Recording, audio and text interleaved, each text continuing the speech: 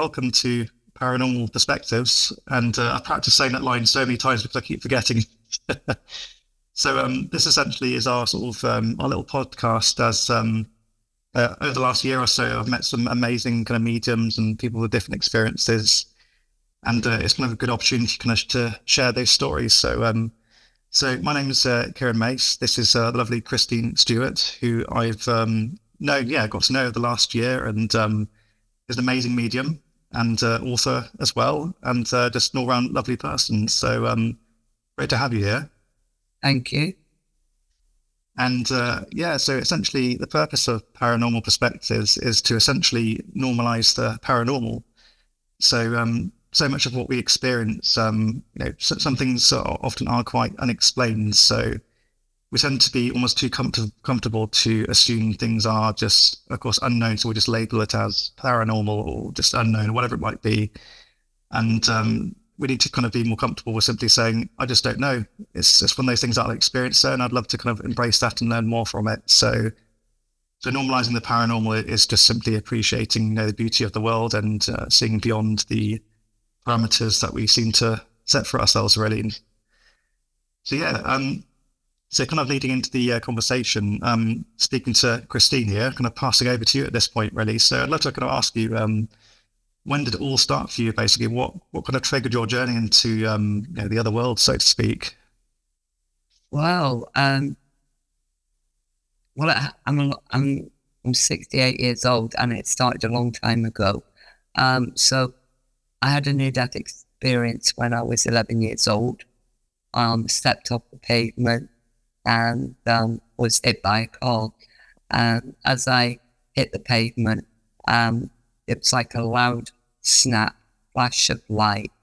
I came out of my body, and it was like I was being pulled up at rapid speed. And I experienced quite extraordinary event in that I was fully conscious. I was out of my body. I had hyper sensitivity. I could hear, I could see, I could experience stuff. And I found myself in a place, if you can imagine, floating in the sky. But it was like stars. It was dark, and there was it was almost like a hedge, what we call a high privet hedge.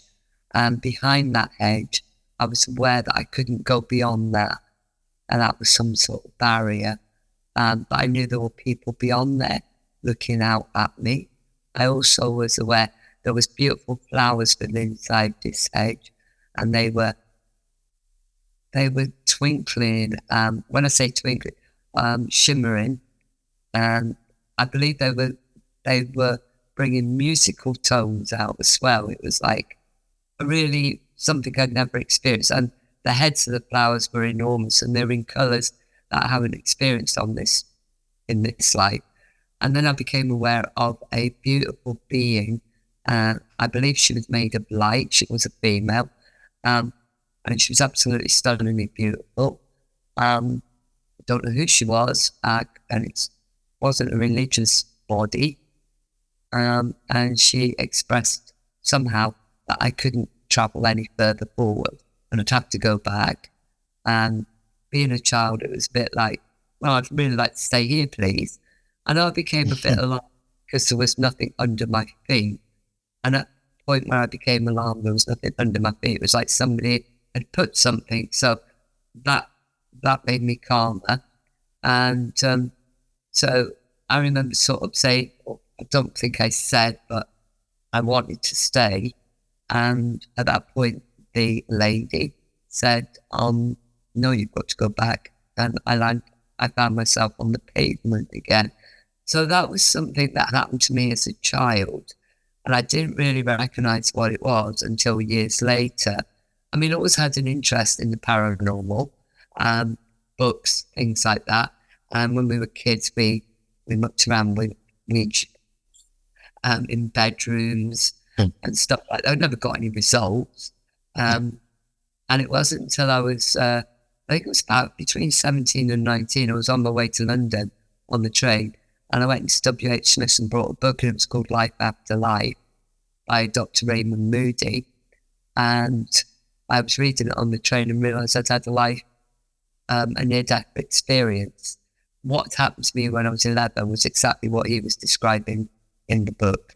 So my life has been peppered with things throughout, and various other experiences right up until today, really, that made me realise that, there's a consciousness out there that exists alongside of or with us. I don't know how to explain it. It's one of those big questions. But we can't die. And I know we can't die because I was out my body, fully conscious, fully functioning, while my physical body laid on the pavement. How does that happen?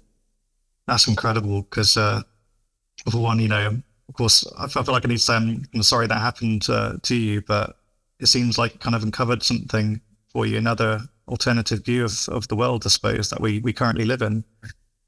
Absolutely. If that hadn't happened, maybe I wouldn't be where I am now. Maybe I wouldn't have to believe. That's what I was going to ask you, is like, how would your life have developed if that didn't happen? Sometimes things meant to be. I was a pretty snotty kid at the time. 11 years old, prepubescent and all the rest of it. And I wasn't a very nice kid, I don't think. But what it taught, when you're going through that scary adolescent place, I always thought that what I'd experienced was a dream. But when I thought about it, it always brought me comfort that this beautiful lady had loved me, because that was the one thing that was overwhelming from that experience, was I could feel the love. Yeah. I think it's rare that we actually feel love. I mean, we can feel love for other people, but it's just like the love was coming back at me in waves. Yeah. And so, throughout my life, I would draw on this and think, it was only a dream, but what a dream it was. Because I thought I'd been knocked out. I thought I was unconscious. But as I say, it wasn't until I read Raymond Moody's book that I thought, that's what happened to me. And I think I would have probably been horrible, actually. I can't imagine it being any way horrible, Christine, like, knowing you after all this time. You're full of so many stories, though. It just amazes me.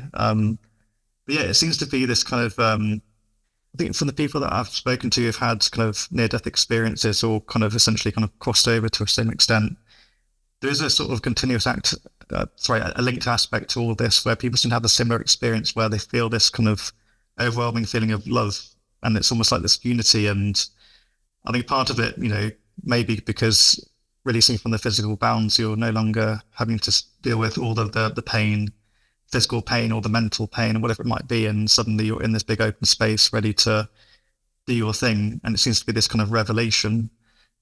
So I'd like to kind of also kind of, I suppose, echo off that, if that's okay, and just mention my experience. I know you've heard me say this before anyway, this might send you to sleep, but for the sake of the people watching as well, just continuing that story, because again, it happens to just everyday people. Like, anything can happen to anyone anytime, and sometimes it can be an amazing thing. But I myself, quite a few years ago now, I was quite young. I was on the way to my nan's house, and fortunately was involved in a car accident where it just went across the crossing at a red light for vehicles. And without going into too much detail, I was in quite a bad way. So I was rushed to the hospital with my mum in tail, and was sent straight to the emergency room and was involved in a number of emergency operations, trying to, of course, stabilise me. And I still have memories of the sounds and the sights, just flashes, but nothing kind of fully connected in and out of consciousness at that point. But at some point, this kind of very visceral experience happened where suddenly in a nanosecond, I was stood in this hallway, and my legs were no longer broken. I couldn't feel the excruciating pain anymore. And that kind of shocked me, because I thought, well, what happened? Is this reality? Is this, was it the dream I had before? And I kind of strolled through this hospital, and all I could see was, of course, me being a young boy, being quite short, a hallway with different openings into different wards, and I could see different patients, young kids mostly, because this was a pediatric ward. I couldn't get the attention of the nurses there, so I couldn't figure out what was going on. And I'd wave and I'd pull out their dresses, of course, me being short again, trying to get their attention, trying to put out the covers on the different beds of the different patients, and nothing really. And I just kept walking and walking. But when I was there, it didn't feel like a big magical experience, beautiful, whatever it might be. It felt like everything was grey and slow, and time wasn't quite moving the way it would normally do. And as I kind of walked, it felt like I was there for like days, hours, maybe even months, slowly making my way through. And at the end of this hallway, I remember kind of turning left and then right, I think, and then down to the end of this other hallway. And eventually I kind of came to this entrance to this, I would describe it as a storage room, I suppose. Like nothing really substantial or amazing. It was just a hospital storage room. I could see a coat there, a kind of doctor's coat hung up, and discarded broom and some random unknown stains. But to the right of me was all these different openings. And it was like a wall full of holes, almost like a beehive in a way, I suppose I could say. But I was almost drawn into this room because it was just kind of almost asking me to be there. And at this point, I felt like time had completely stopped. And it was almost the point of us beginning to realize that something isn't quite right here. Something odd is happening. And I encountered this, the best thing I could describe as an entity of sorts, where it didn't have a physical form, but I could see it. It was hard to describe. It wasn't made of physical, the physical elements that kind of make this world here. And I can touch my hands, my t-shirt and so on, but I could see it, I could understand it. And it was almost so far beyond me. It was so old and so ancient. It was almost indifferent to me existing. It just knew that I was there, and it didn't care less, quite frankly. And I almost came into, I suppose I did come into contact with it. And with that, I was overwhelmed by this incredible download. It was almost like I was being shown the universe and different areas beyond where I was sat. And I can't even describe it to you particularly well at this point, but I could see sort of almost elements of different worlds and different pieces kind of happening. And I almost got to the point where I was just overloaded. I needed to escape and almost wanted to call out for my mum then. It was at that moment where I began to think of home, of safety. That's where I just immediately kind of woke up. And after that experience, I obviously was quite drugged up, had all the drugs to kind of keep me alive and all that, and assumed it was a dream really. And there was a good sort of few days, maybe even a week after, when I kind of came out of more serious surgeries where I was much more stable and a bit more kind of compos mentis, and I was aware of more of what's going on. I began to think that dream seemed a bit more real than I realized, and I was almost in a panicked state then. It was quite traumatizing, quite frankly. And then time went by, and eventually I was strong enough to move. I was stable enough where one of the nurses very kindly offered to pick me up off my bed and place me into a wheelchair just to give me a bit of fresh air or change of location. So I had my legs in casts. So I was still a pretty much a good impression of a mummy at that point. And they very kind of carefully wheeled me along, and I just kind of went white as a sheet as I approached this hallway, when I realized that this area that I've visited in this so-called dream, I was now there all over again. I felt like it was going to be a repeat of the same thing, and it just had happened, knowing that this dreadful thing was at the end of the corridor. And she was taking me along, and I was getting visibly more and more kind of nervous, and to the point where when we kind of took that after the left and then the right turn and so on to that point, I was then very panicked. And obviously the nurse, realizing I was in a bit of a state, that I didn't want to encounter this thing, because at the end of this corridor, I could see the opening to this little room, and the little holes that were in the walls were essentially like storage compartments, almost like washing machines. I didn't know exactly what they were, but I knew that that room was exactly as I saw it in this experience. And I couldn't even begin to describe what that meant at that age. So I just kind of kept it to myself, I suppose, as I healed and healed and healed, and eventually left the hospital. It got to a point, it took even like a year of just processing that, and I began to realize actually that this is not what I've been told about the world, and this is complete and utter difference to the reality I've been presented, though, because the mind or whatever it might be that makes us function and can exist outside of the body.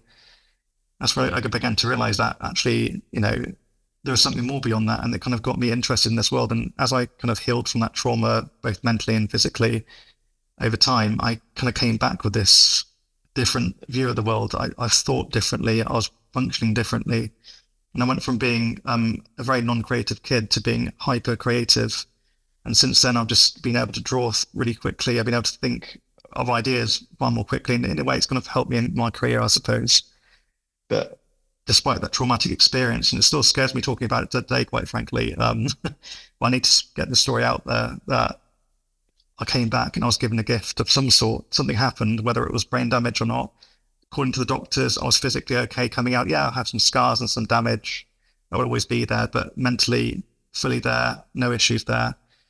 So yeah, it's one of those things where it's, yes, in part ways unexplained based on the way that we know science and the way the world is. But to me, it shows me that we're more than this. And I feel like, this body that I'm in now is just a temporary thing. It's part of something far greater. And I've just been fascinated by this world, like speaking to yourself, Christine, and the others. It makes me feel so much better to know that I'm not just a weird guy, basically, and I'm not somebody that should hide these kind of things or be ashamed of it. And it's just all part of this wonderful, beautiful universe that we're all in. So anyway, the end. I think we've both been blessed. When you talk about this downloading, it seems like, I didn't get any of that, but the best way I can describe it, and it's really inadequate, is I knew stuff. That bit in Matrix, I've said this before, when he goes, I know Kung Fu. It's a bit like that, and I don't know how I know stuff, but I know that even now, I'm like I say, that's all those years ago, but it's crystal clear. I believe the lady I saw was made of light. My consciousness was out like yours was. How the hell does that happen? I don't know. It just says to me that both of us have experienced some sort of, I think we were blessed, to encounter that. The vast majority of people, I don't think, have those experiences. But yes, it causes us to question everything about the world in which we live. And for me, I've reached a conclusion that this is just a part of a greater life. Yeah? And yeah, I get you completely. We get a little peek into it and go, oh, that's interesting. Yeah. Yeah. That was...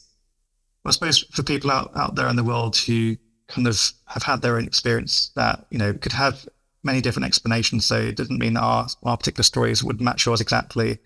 No. That's just simply talking about it and being okay with the unknown. It's actually okay to not know. It's not a crime.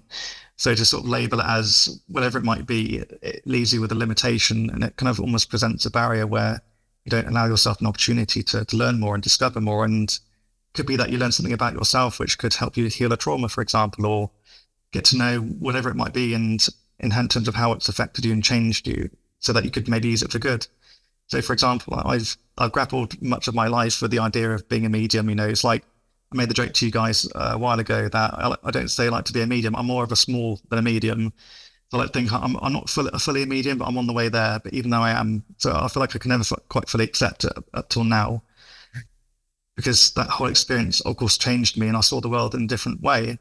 And it was even like all those younger years that I spent after the accident, I didn't know then that this was a normal thing. And, I used to be part of a religious family, and that religion said, when you die, you go to heaven and you only live in this life once, and you must pray to the book and so on.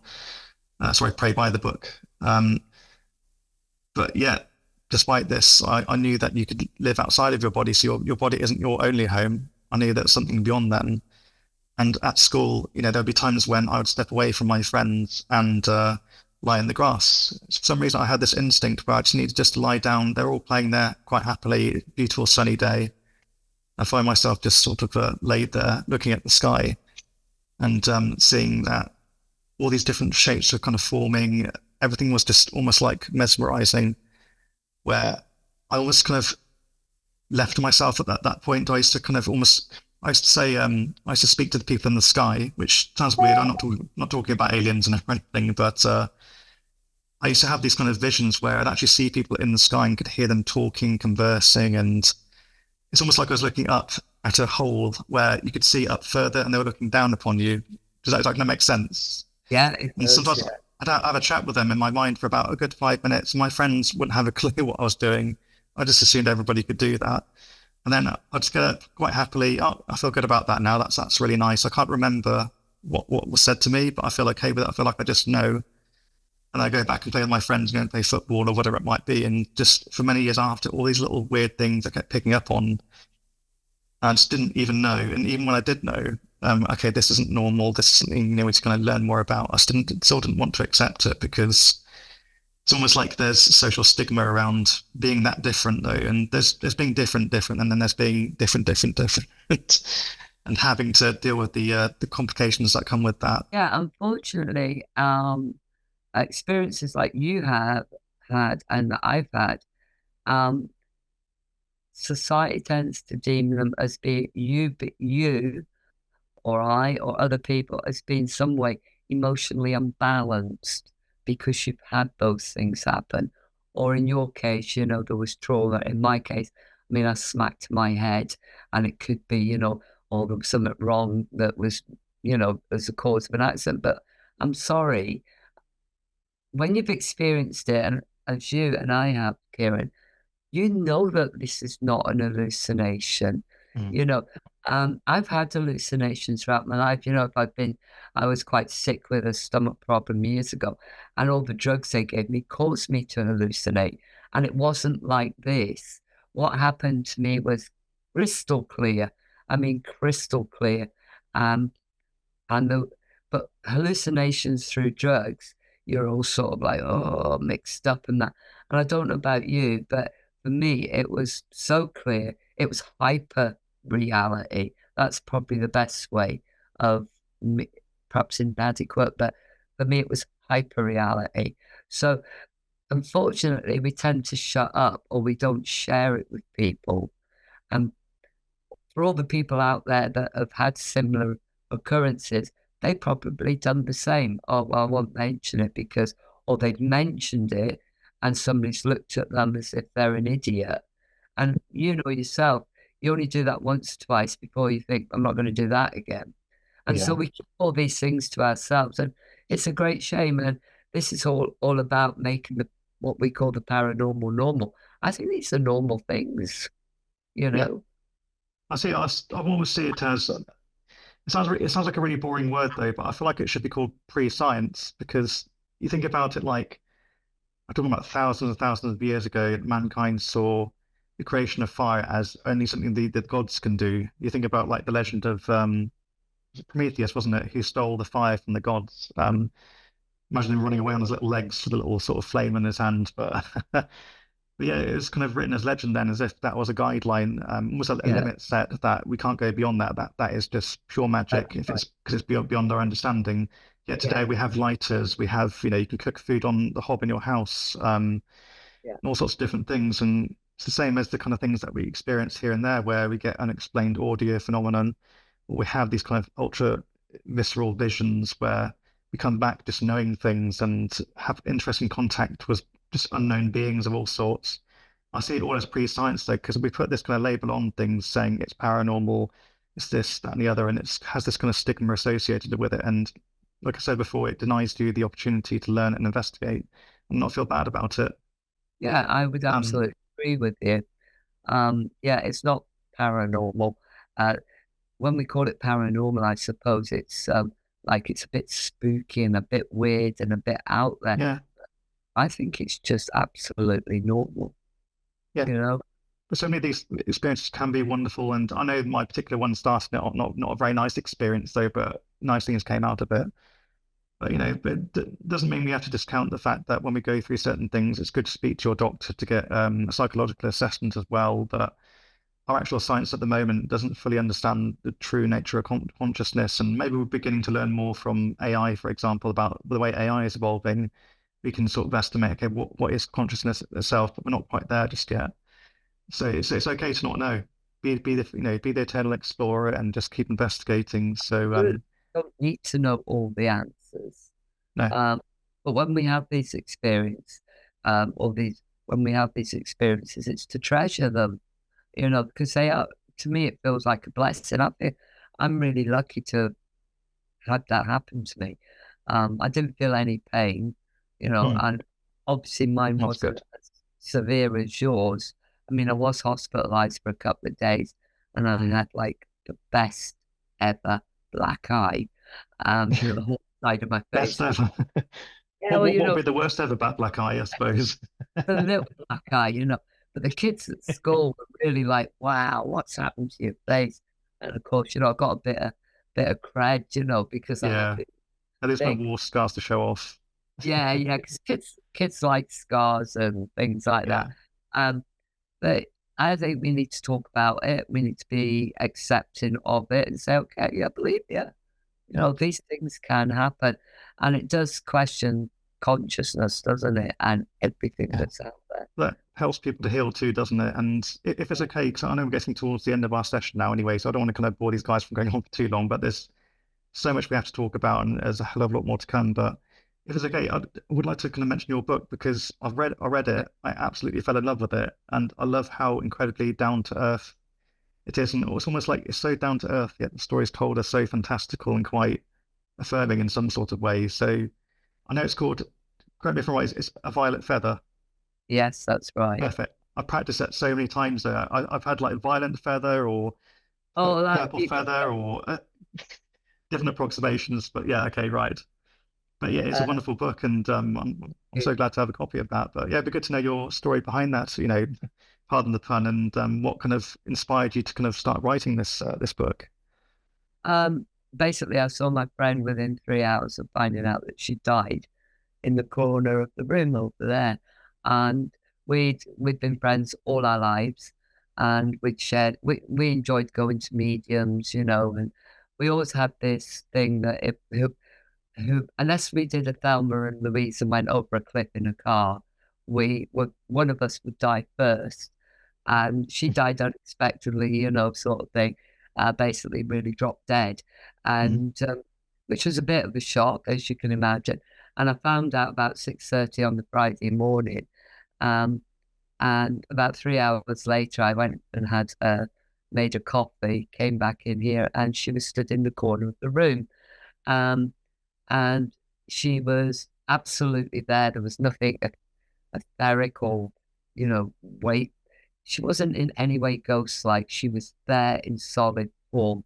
And it was like, wow. But what struck me in those few seconds that I saw her was her white hair. She was the same age as me. Her white hair had started to get body. The color was returning. She'd lost a tooth here. That was back. Her skin was beautiful. And she was giving me the double thumbs up, which was out, you're all right, mate, sort of thing. It's all been our thing.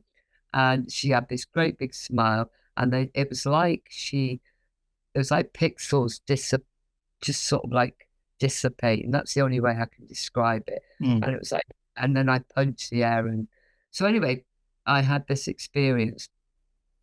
And then I thought, what am I hallucinating? And that's what started the whole book because I I did a reality check and everything was sort of normal, but I'd just seen my dead friend, which was something that we'd always said we would do. If we could get back and prove it, then we would. And so that's where the story started. But I realized that it can be quite subjective. So I needed to have for myself, and it wasn't for anybody else. I didn't intend to write a book. Um, I started to talk to people and they'd say, well, I've had an experience. I saw my dead brother. I saw somebody, uh, one guy I know saw somebody actually come out of his deathbed and walk away. And these are people that are just normal people going about their business. And I believe now they've probably got some sort of psychic ability to see that. Mhm. And that's where the story come from. So the story is about other people's stories, but it's my narrative that goes through it about me coming to terms with her death, because obviously it deals with grief as well, but not in any heavy kind of way, because people don't want to read about that, but more the joy of knowing that you cannot die. So that's why I wrote A Violet Feather. It's got, for me, it's a true story. It's my story, but it's other people's true stories all piled in there together. Yeah. And we've got some lovely stories, about people seeing dead relatives, and there's a couple in there that actually came from people where the if you want to call them spirit, they had an interaction with the spirit world, and it's actually saved their lives. Yeah. What I will say, which really impresses me, was a friend I know from India, and his mother had a dream of her deceased mother, saying, "Run, run, run," and the whole family were running, and then this water was just gushing after them, and they were washed away. And being the matriarch of the family, she says, "That's it, we're not going on holiday." And they were due to go to the Nicobar and Andaman Islands at Christmas, which I'm not going. God has sent this as a sign. And she says, "We're not going." And of course, the family sort of all like, "Okay, she's spoken," sort of thing. So they went up to Shimla, which is a lovely part of India. And of course, on the 26th of December that year, they would have been in the Nicobar Islands. And that's where, of course, the Boxing Day tsunami, it was the epicenter of. Oh, gosh. It saved 15 members of her family.